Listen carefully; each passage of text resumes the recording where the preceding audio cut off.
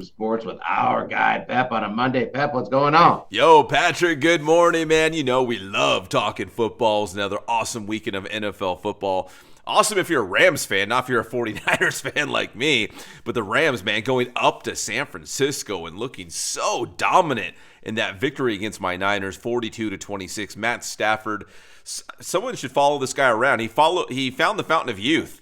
I mean, he's having like his best season maybe ever or best season in a long time. Matt Stafford, 4 touchdowns in that game passing. He's got 400, more than 400 now in his NFL career. Only 9 quarterbacks have been able to reach that plateau. So Matt Stafford looks awesome. The receiving core looks great. If the Rams can go on the road and beat teams like the 49ers in San Francisco, dude, they are sitting pretty right now. Yeah, they are. And I mean, Stafford has been playing well for, a couple months now. So, we've been talking, with Baker Mayfield was really hot. And now he's kind of come back down to earth. Remember, there was all that hype and MVP talk around him. Matt Stafford's been saying the whole time, hey, this is week 10, man. I'm still killing it. He is unbelievable. He looks like a surgeon out there. Yeah, you know what, Patrick, and I'll even back it up further than that. Remember in the offseason, like in July when training camp opened in August, we had all these, Matt Stafford back injury, speculation and rumors swirling around. That's like, okay, maybe they're downplaying how bad his back injury is, and maybe he won't even play this year. Or maybe he's not going to, be able to finish the year. Maybe it's going to be the Jimmy G show with the Rams. No, man. Stafford looks great. He looks fine. Like I said, he's dipped into the fountain of youth, man. He's looked great, and the Rams right now they've got it, all cylinders clicking right now for offensively for the Rams. I mean, they looked awesome, 42-26. I mean, and they rolled out to a big lead. The 49ers were in a huge hole early on, and they just could not recover. Nope, they couldn't. And I think some of it, too, is as these guys get older. I mean, Brett Favre really started it where he finally admitted, hey, us old guys, we hate training camp. So we kind of want to just, oh, yeah, my shoulder's going to give me a little bit of trouble just to get through training camp. Most guys, some guys love it. Your Jerry Rices, your grinders, your crazy people. Most people don't. Yeah, and I get that. You know what I mean? If you know you can still do it, you can still get it done. If you know, hey, I'll be ready. Don't you worry about it. I will be ready for the first game of the year. Do not fret. Do not worry. Then, yeah, shut it down during training camp and just go. And that's kind of Sean McVay's style anyways, right? He doesn't play his starters in the preseason games. They try to keep it light. So Matt Stafford was fine the whole time, and he looks great right now. But right now, the Rams are in a fight, man, with the Seattle Seahawks for that top spot in the NFC West. Seattle just absolutely dominating Arizona 44-22. So, and I think the Rams and Seahawks play this week, so that'll be a straight up, first place NFC West battle. We've been talking about this for a while because we knew this game was coming. This game is going to tell us a lot in terms of the whole NFC. Yeah, the NFC, I mean, listen, we've talked about this too, the playoff picture, who's going to win division titles. It's that time of the year, man. We're getting to the holiday season. You start thinking about those sorts of things. That's a huge game with Seattle and the Rams coming up in the NFC. And of course, the Eagles are still out there. Detroit is coming on strong. There's other teams out there that you got to keep an eye on, but certainly in the NFC West at least, yeah, this is a huge game with Seattle and LA this week. Huge. Huge. In the AFC, man, the Chargers look good at home against Aaron Rodgers and the Steelers on old Sunday Night Foosball. The Chargers defense holding Aaron Rodgers basically to nothing until the end of the game. 25-10 was that final score. So the Chargers in that AFC West, man, it's tough. The Chiefs are still showing glimpses of that, Super Bowl contender. Denver is 8-2. I mean, the AFC West, kind of like the NFC West, maybe two of the best divisions in football. Super competitive, top-heavy, really good teams battling for that top spot.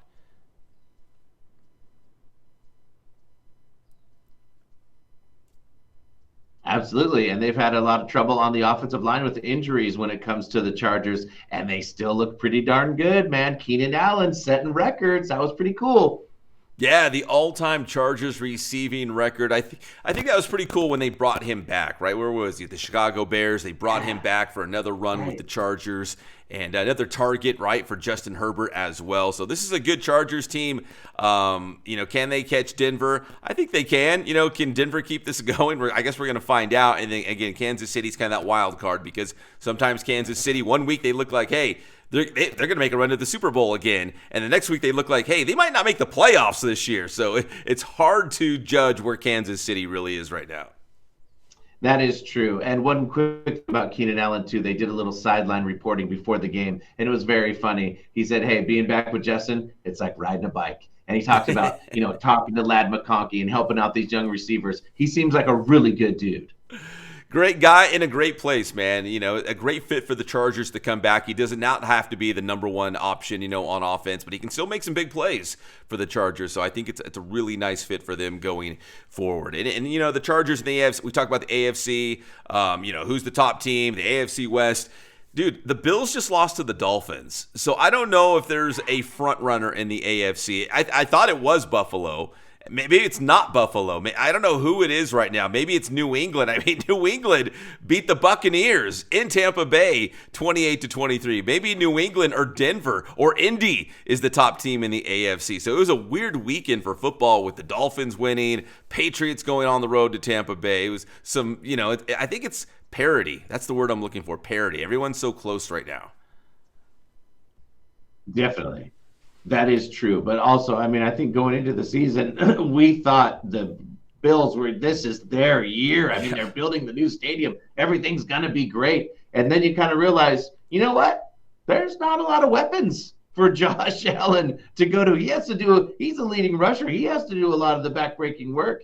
It's not good. I could see it kind of not working out.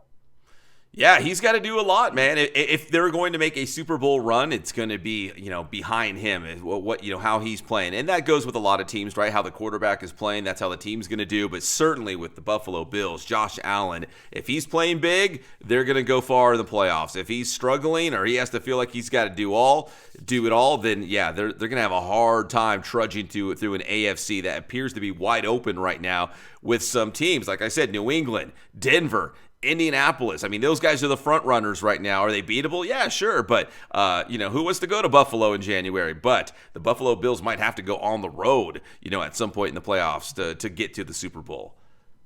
It's like you just said. If he feels like he has to do all, he has to do everything, and they're putting too much on him. Yeah, there's a lot. We'll see. The ball's got to drop at some point. Can you do this for forever and get through an entire season? He's done it so far. He's having a great year. He might be the MVP of the NFL again. But we'll see, man, because the AFC's wide open. Buffalo just certainly does not look like a juggernaut, like they're the team to beat. They're one of the teams, right, but not the team to beat. And finally, Patrick, let's talk some college football one more time. Listen, it was another wild weekend in the Big Ten. My unpopular opinion is the Big Ten is better than the SEC. There's more competitive games. The teams at the top of the Big Ten are better than the teams at the top of the SEC. That's just my humble opinion. But man, Indiana coming back, beating Penn State. That was Hoosiers quarterback Fernando Mendoza's, I guess you could say, his Heisman game, his Heisman moment, leading them to a big win like that against a Penn State team that is down, but still a tough place to win. And then we saw Oregon, in a battle with the Iowa Hawkeyes, holding on for a Ducks victory 18-16. So life in the Big Ten is hard, man. There are some battles. Just ask USC and UCLA. But I think we got some really great games. I think we're going to see several Big Ten teams in the college football playoff when we get to the end of the regular season. Absolutely. A game like that game at Iowa against Iowa, very, very tough, dude. Yeah, every place you got to go in the Big Ten is going to be tough to win at. The Iowa Hawkeyes, not great, but still a very good football team. And the Oregon Ducks, who are one of the top-ranked teams in the country, to go to Iowa, that's not a easy place to win. No. Weather was a factor. So for them to do that, that was a big win for the Oregon Ducks to stay in the hunt for that national championship picture. Very true, man. We'll have to see what happens in the Big Ten. USC still being USC. There's all kinds of rumors that Lincoln Riley is going to take a new job. There's a lot of that going on, Pat. Yeah, I don't know where that came from. They're doing okay. There still is a slightly open door to get to the playoffs for USC. They do have some big games coming up here in the final month or so of the season. But, yeah, there's all this chatter that Lincoln Riley might end up somewhere else. So, I don't know. Maybe his time at USC has run out. that LSU job is just a big freaking opening, man. So we'll kind of have to wait to see what's going to happen. That's why we got our guy Pep Monday and Thursday. Pep, tell me how to get your stuff. Hey, you got to follow the money, man. If it's at LSU, you follow the money. You can get my stuff at Inland Sports. We're on X, Instagram, and Facebook. We also have a YouTube channel. That's Inland Sports. You're hanging out on YouTube anyways. Go find us. That's Inland Sports.